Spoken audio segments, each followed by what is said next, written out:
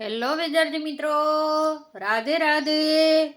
તો આજે આપણે ગુજરાતી વ્યાકરણમાં શરૂઆત કરી રહ્યા છીએ અને જોઈશું ધ્વનિ શ્રેણી.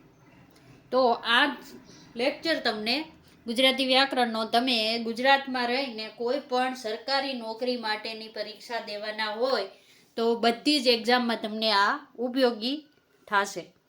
બરાબર? તો વિડીયોને એન્ડ સુધી જોજો ને જો સારો લાગે તો તમારા મિત્રોને શેર કરી દેજો. બરાબર? ચેનલને સબસ્ક્રાઈબ કરી દેજો.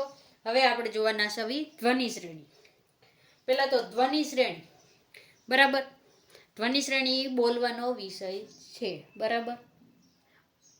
અને ધ્વનિ શ્રેણીને બીજા કયા કયા નામથી ઓળખવામાં આવે? તો ધ્વનિ શ્રેણીમાં તમને ધ્વનિ વિભાજન પણ કહેવાય અને એને ધ્વનિ ઘટકો પણ કહેવાય. બરાબર? ધ્વનિ ઘટકો પણ કહેવાય છે. બરાબર? હવે તો કે ભાષાનો નાનામાં નાનો એકમ કયો છે? બરાબર? તમને કોઈ પૂછે કે ભાષાનો નાનામાં નાનો એકમ, તો કે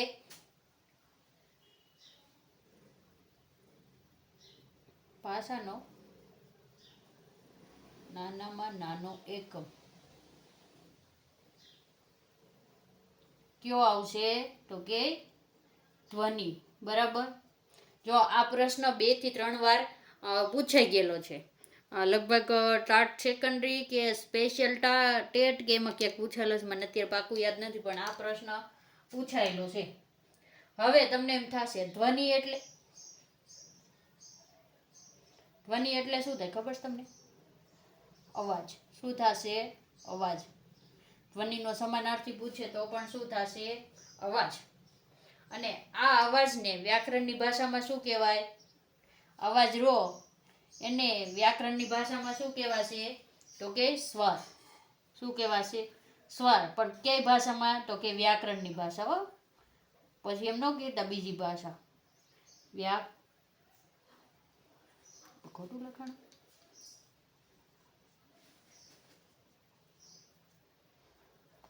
ભાષામાં. હો, બરાબર. શું કહેવાય? સ્વર કહેવાય. સ્વર આવે એટલે તમને એમ થાય કે ગુજરાતીમાં કેટલા સ્વર છે અને કેટલા વ્યંજન છે. તો જો તમને સ્વર અને આપણે આવ્યો છે તો જોઈ લેવી કે મુખ્ય સ્વર કેટલા છે. મુખ્ય સ્વર તો કે 11 આવશે. અને જો તમને ટોટલ સ્વર પૂછે, બરાબર, ટોટલ સ્વર તો કે કેટલા આવશે? તો કે 13 આવશે. કેટલા આવશે? 13. તો તમને એમ થાય છે આટલા સ્વર છે તો વ્યંજન કેટલા છે? બરાબર? તો કે વ્યંજન છે ને એ આવશે 34. કેટલા આવશે? 34. બરાબર?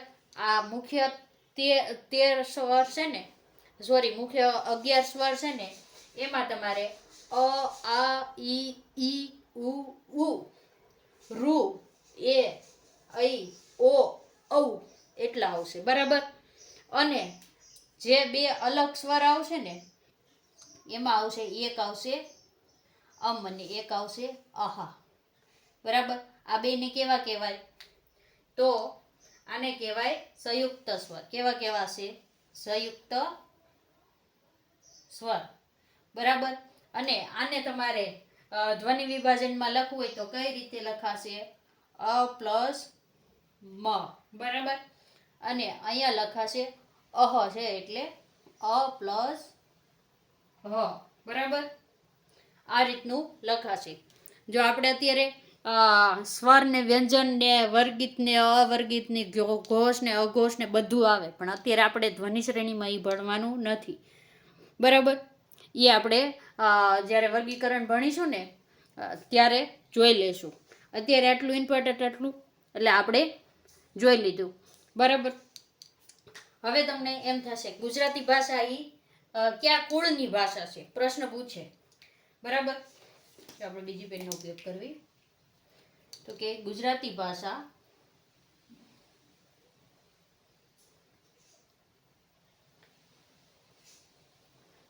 તો કે કયા કુળ આવશે? તો કે આર્ય કુળની આવશે. કેની આવશે? આર્યકુળની ભાષા.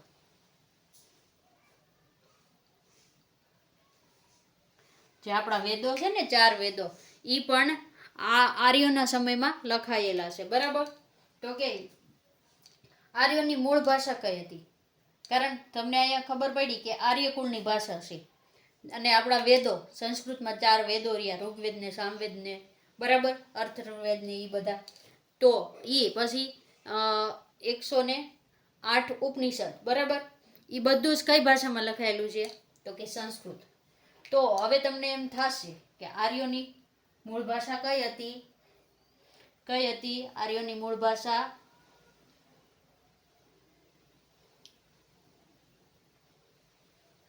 તો કે સંસ્કૃત હતી. સંસ્કૃત. હવે તમને કોઈ એમ પૂછે કે આર્યો કઈ સદીમાં થઈ ગયા, તો મારા ખ્યાલથી 11મી સદી આવશે. 10મી 11મી સદી, બરાબર. ત્યારે આર્યો થઈ ગયા ને ત્યારે આપણા વેદો ને પુરાણો ને એ લખાયેલું છે. જો એને આપણી પાસે કોઈ ડિટેલ વધારે પડતી નથી એટલે નહીં આપીએ, બરાબર. તો કે હવે તમને એમ થશે સંસ્કૃત ભાષા, સંસ્કૃત ભાષામાંથી ગુજરાતી ભાષા કઈ રીતે ઉતરી આવી? પ્રશ્ન થાય ને કે સંસ્કૃતમાંથી કયા શ્રેણીમાં ગુજરાતી ભાષા ઉતરી આવી છે? તો કે સંસ્કૃત ભાષામાંથી 2 ફાટા પડી ગયા. જે આર્યની મૂળ ભાષા હતી ને સંસ્કૃત, એમાંથી એક આવી ગઈ પ્રાકૃત ભાષા. કઈ? પ્રાકૃત. જે 13મી અને 14મી સદીમાં જે સાહિત્ય લખાણું એ પ્રાકૃત ભાષામાં લખાયેલું છે, બરાબર. અને બીજું પડી ગયો અપભ્રંશ. અપભ્રંશ, બરાબર. હવે અપભ્રંશ ઉપરથી શું આવ્યું? તો કે જૂની ગુજરાતી આવી. કઈ આવી? જૂની ગુજરાતી ભાષાઓ. ગુજરાતી ક્યાં આવ્યું? તો કે મધ્યકાલીન સાહિત્યકારો થઈ ગયા. એમાં તમને સાહિત્ય જોવા મળે છે, બરાબર. તો કે એ જૂની ગુજરાતીમાં કઈ રીતનું સાહિત્ય હોય? ઘણા સંસ્કૃત અને નહીં ગુજરાતી, એ રીતનું, બરાબર. પછી કઈ ભાષા આવી? તો કે નવી ગુજરાતી આવી, બરાબર. આ ભાષાનો ઇતિહાસ છે કે ગુજરાતી ભાષા કઈ રીતે આવી ગઈ. અને અત્યારે જોવે ને તો હાલમાં જો આ કે આપેલી નથી, પણ અત્યારે આપણે નવી ગુજરાતી પછી કઈ ભાષા આવી જાય? તો કે ગુજલીસ. ગુજલીસ. કેમ મેં ગુજલીસ આમ લખ્યું? કારણ ગુજરાતીને આપણે ઇંગ્લિશમાં લખીએ છીએ, એટલે અત્યારની ભાષા છે ને એને કઈ ભાષા કહેવાય? ગુજલીસ કહેવાય. ગુજલીસ. જો આગે સાહિત્યમાં કે પ્રશ્નમાં નથી આવતી, આપણે લખેલી છે. અત્યારે આપણે જે વાપરીએ ને એ ભાષા. કોઈ પણ તમારે ગુજરાતીમાં કરવું હોય પણ તમે વોટ્સઅપમાં મેસેજમાં ટાઈપ કઈ કરો? ઇંગ્લિશમાં ગુજરાતી, બરાબર. એટલે ગુજલીસ. પણ આ કે પરીક્ષામાં પૂછવાનું નથી, બરાબર. હવે તમને એમ થશે ગુજરાતી ભાષા પણ ક્યાંથી પડી? સાવ એટલે સાવ ગુજરાતી. આ તો ખાલી ઇતિહાસ થયો એનો, બરાબર. ગુજરાતી ભાષા એક અલગ ફાટો પડી આવ્યો, બરાબર. ક્યાંથી પડ્યો? પણ ભગવાન શ્રી કૃષ્ણની યાદવ સ્થળી સાથે અલગ અલગ ક્ષેત્રમાંથી 16 શ્રેણી કુળની ભાષા બની, જેમાંથી એક અલગ ફાટા તરીકે ગુજરાતી આવી ગઈ, એટલે કે ઉતરી આવી છે, બરાબર. હવે તમને એમ થશે ગુજરાતી ભાષાને કઈ ભાષા તરીકે ઓળખવામાં આવે છે? તો ગુજરાતી એ કઈ ભાષા છે? તો કે ફોનેટિક ભાષા છે. કઈ છે? ફોનેટિક ભાષા, બરાબર. ફોનેટિક એટલે શું? ફોનેટિક એટલે શું થાય? કે જેવી બોલાય ને એવી લખાય. ફોનેટિક, બરાબર. તમને કોઈ પૂછે ફોનેટિક ભાષા એટલે શું? તો કે જેવી બોલાય તેવી લખાય. જેવી બોલાય તેવી લખાય, બરાબર. તો તમને એમ થશે કે અંગ્રેજી ફોનેટિક ભાષા છે? તો કે અંગ્રેજી ફોનેટિક ભાષા નથી હો, પાછું જોઈ લીજો. અંગ્રેજી ફોનેટિક ભાષા નથી. શું કામ નથી? હવે તમને એમ પ્રશ્ન થશે ને કે શું કામ નથી? તો ઇંગ્લિશ તમે લખો ને તો જેવી લખાય ને એવી બોલાય ને. હવે તમે હાલો આ લખ્યું, બરાબર. મેં LIVE લખ્યું, બરાબર. તો એને તમે બોલો છો કઈ રીતે? તો કે આને બોલવું હોય ને તો આપણે લાઈવ બોલીએ, બરાબર. પણ લખ્યું છે કેમ? તો કે લીવ, બરાબર.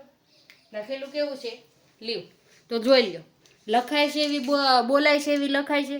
નહીં. બંને અલગ અલગ છે કે નહીં? બંને અલગ અલગ છે, એટલે આ ફોનેટિક ભાષા નથી.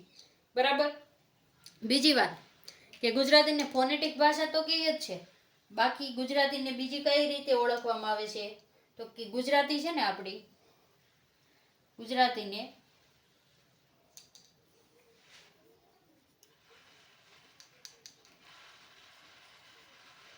વ્યંજનાંત ભાષા તરીકે પણ ઓળખવામાં આવે છે. શું કામે વ્યંજનાત કહેવાય? પ્રશ્ન થાય ને. તો કે ગુજરાતી ભાષાનો છેલ્લો અક્ષર છે ને, આખો પણ બોલાય આખો, બરાબર, પણ લખાય કેવો? ખોડો. પણ આપણે લખતા નથી. બરાબર. શું કામે? તો કે આપણે લખવાની ટેવ જ નથી કે છેલ્લો અડધો લખવાનો. બરાબર. નકર છેલ્લો અક્ષર છે ને હંમેશા ખોડો આવે. બરાબર. હવે આપણે અહીં એક ઉદાહરણથી સમજીએ. હાલો, આપણે આ વેદિક લખ્યું. બરાબર. વેદિકા છે એટલે આપણે વેદિક લખીએ છીએ. વેદિક લખ્યું. તો હવે આને તમે ધ્વનિ વિભાજન કરો તો તમે કઈ રીતે કરો? તો કે વ વત્તા એ વત્તા દ વત્તા ઈ વત્તા ક. સોરી, અહીં ખોડો કરવાનો રહી ગયો. હા, વેદિકા. બરાબર. વેદિક થયું. તો ક ખોડો લખાણો છેલ્લે. હવે તમે વેદિક બોલો તો અ આવે? બોલો છો? નથી બોલાતું. 2 વાર બોલીને જોઈ લેજો. વેદિક, વેદિક. બરાબર. એટલે આ રીતે આપણી ભાષાને લખી શકાય છે. હવે આને આપણે 2-3 ઉદાહરણથી સમજીએ. હવે આપણે ધ્વનિનું વિભાજન કરવું હોય તો કઈ રીતે કરી શકીએ? તો એના માટે તમને પહેલાં તો ક, કા, કી ને કઈ રીતે છૂટા પાડવા, એ ધ્વનિનું કઈ રીતે વિભાજન કરવું, સ્વર અને વ્યંજનનું, બરાબર, એ તમને આવડતું હોવું જોઈએ. બરાબર. તો આપણે પહેલાં એ જોઈ લઈએ. તો કે પહેલાં આપણે અહીંયા કની લાઈન લખી દેવી. ક કલમનો ક. બરાબર. તો અહીંયા ક કલમના કની વાત નથી, પણ એને કઈ રીતે બોલાય તો તમે બોલો ક. બરાબર. પછી આવે તો કે કા, કી, કી. બરાબર. કુ અને કુ. બરાબર. પછી આવે ક્રુ. શું આવશે? ક્રુ. જો ધ્વનિ છે ને બોલવાનો વિષય છે, આપણને જેટલું આવડે છે એટલું આપણે બોલીએ છીએ. બરાબર. તો હવે આગળ જોઈએ. તો કે પછી આવે કઈ. બરાબર. પછી આવે કો, કૌ, કમ, કહા. બરાબર. કહાને આપણે 2 રીતે લખીશું. બરાબર. તો હવે તમે ક બોલો, કેમ લખાશે? હવે તમને ખાલી બોલો ને ત્યાં તમને ખબર પડી જાય. ક. તો કે ક પ્લસ અ. શું આવે? ક પ્લસ અ. પછી ક પ્લસ આ. પછી આવશે ક પ્લસ ઈ. કી એટલે કી. ક પ્લસ ઈ. બરાબર. ક પ્લસ ઉ અને ક પ્લસ ઉ. અને ક્રુ. ઘણીવાર ઘણાને ક્રુનું જ નથી આવડતું. તો શું આવશે? ક પ્લસ રૂ. બરાબર. જો આ થઈ ગયું ક્રુ. બોલો. અહીંયા કુ. બરાબર. આ બોલવાનો વિષય. હવે તમે અહીંયા જુઓ ને તો કે. શું લખેલું છે? તો કે તો કે ક વત્તા એ, તું મને કાંઈક કે. બરાબર. અહીંયા કઈ. તો કે ક વત્તા ઐ. બરાબર. ક પ્લસ ઓ ને ક પ્લસ ઔ, કૌ. બરાબર. હવે અહીંયા તમે શું બોલો છો? ક પ્લસ કમ, બરાબર. તો અહીંયા આ રીતે લખાશે, પછી ન્યા મ ન લખતા, બરાબર. અને પછી આવશે કહા, તો આ રીતે પણ લખાશે અને આ રીતે પણ લખી શકાય હો. આને ક પ્લસ હ, કહ, હ, બરાબર. આ રીતે પણ લખી શકાશે, બરાબર. તો આને તમારે યાદ રાખવાનું છે. ધ્વનિ વિભાજનમાં તમને જો એક લાઈન આવડી ગઈ એટલે તમને આખી બારાક્ષરીના બધા જ અક્ષર છૂટા પડતા આવડી જશે, બરાબર. તો હવે આના આપણે કેટલાક ઉદાહરણ જોઈએ એટલે તમને ખ્યાલ આવશે. હવે આપણે અહીંયા કેટલાક ઉદાહરણ છે એનું જોઈએ, બરાબર. તો પહેલું જ આપણે લખ્યું છે અરજ. શું લખ્યું છે? અરજ, બરાબર. તો કે અ છે તો અ તો એમને જ લખવાનો આવે. કેમ આવશે? તેમનો તેમ, બરાબર. પછી શું આવે છે? ર ને કેમ બોલાય? ર. શું થશે? ર પ્લસ અ, બરાબર. પછી લખવાનો જ, બરાબર. તો અહીંયા હવે તમે બોલો અરજ, પાછળ અ બોલાય છે? તો કે નથી બોલાતો. તો અહીંયા ખાલી કયું આવશે? તો ખાલી જ આવશે હો, બરાબર. તો કે હવે જોઈએ અપૂજનો. તો અહીંયા અ છે તો અ તો એમને લખવાનો. પછી શું છે? પુ, બરાબર. તો એને ધ્વનિ વિભાજન કરીએ તો કઈ રીતે લખાશે? પ પ્લસ ઉ, દીર્ઘ છે તો દીર્ઘ ઉ આવશે, બરાબર. અને પાછળ શું આવશે? તો કે અપૂજ, બરાબર. તો કે જ, બરાબર. હવે શું છે? તો કે ગિરિધર. તો હવે તમને ગનું આવડી જશે, બરાબર. આમાં છે ને તમારે શોર્ટકટની રીતે શું યાદ રાખે ખબર? રસ્વ હોય તો રસ્વ મૂકવાનું, દીર્ઘ હોય તો દીર્ઘ મૂકવાનું, બરાબર. આ રીતે તમે યાદ રાખી શકો, બરાબર. હવે જોઈ લો ર પ્લસ ત પ્લસ અ પ્લસ ર. હવે તમે આને આખે વાંચો, ગિરધર, ગિરિધર, બરાબર. ગિરિધર, જો ગિરિધર વચાઈ ગયું આખું. તો એ રીતે તમને જેવી રીતે યાદ રહે એ રીતે બોલીને રાખો કે આ રીતે રાખો, બરાબર. જો હવે અહીંયા હાથો હાથ, તો અહીંયા તમે શું કરી શકો?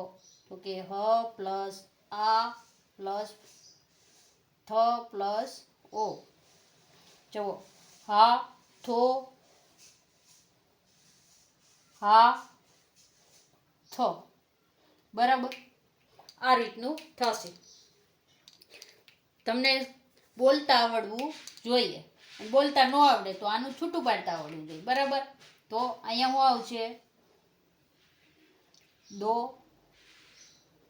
ક ડો, દો ક ડો, બરાબર. હવે એવી જ રીતે તમે દૂરબીનનું ધ્વનિ વિભાજન કરો, બરાબર. તો શું આવશે? દ પ્લસ ઉ પ્લસ ર પ્લસ અ પ્લસ બ, બરાબર. ને છેલ્લે ન.